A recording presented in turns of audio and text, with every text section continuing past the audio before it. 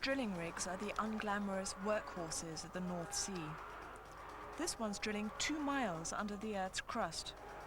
Working on it's tough, but paradise compared to working under it on the seabed. Underwater, the technology hasn't changed much for years.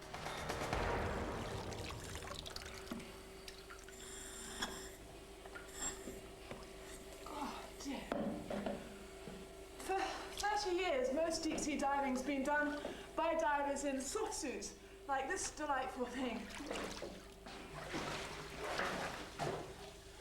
But the problem with this is their bodies are exposed to immense pressure, a pressure hundreds of feet down there that can crush every cell in their body. To counteract this, they have to breathe compressed gas just to keep their lungs full. Even when they return to the surface, they have to stay under pressure, locked in pressure chambers for fear of the bends.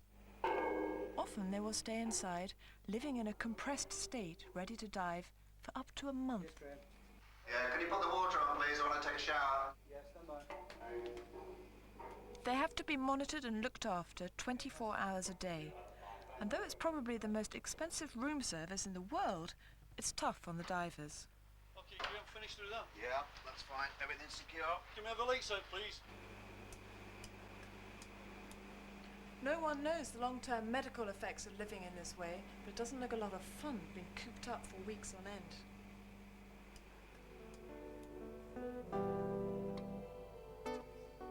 For a time in the early 70s, it looked like that kind of soft-suit diving would be a thing of the past. Based on the example of the one-person mini-submarine, hard suits were developed. They kept divers at normal atmospheric pressure, whatever the depth. But they had drawbacks.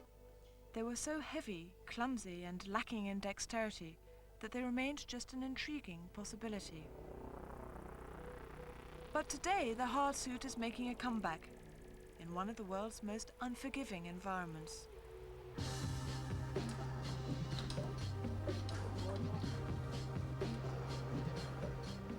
It looks like a spacesuit, and it can withstand up to 100 times normal atmospheric pressure. That's around a ton of weight on every few square centimeters. That's the sort of pressure that used to fuse hard suit joints together. No longer. A new rotary joint allows the whole body to move flexibly.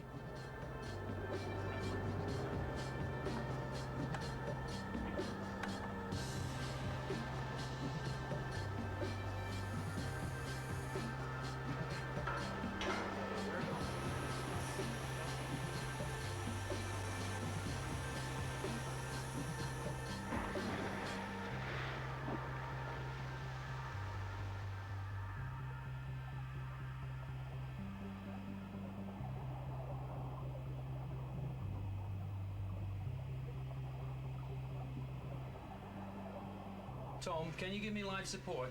O2 is 20.7, cabin pressure -0.6, HPO2 on the starboard side is 1800, LP is switched off. Can you tell me what you're going to do while you're down there? I'm just going to operate 1 or 2 valves, waiting for the one from up top. Another big advantage the suit has over its clumsy predecessors is maneuverability. It's got a powerful backpack, thrusters that give it both speed and precision. Tom, how are the thrusters working? They're working good. I've got good control. They're developed originally for missiles, so they've got plenty of power and maneuverability. It won't replace normal divers overnight. For one thing, its claws are no match for the human hand. But the hard suit has returned from the dead. Though not for the casual buyer, you're looking at over £500,000.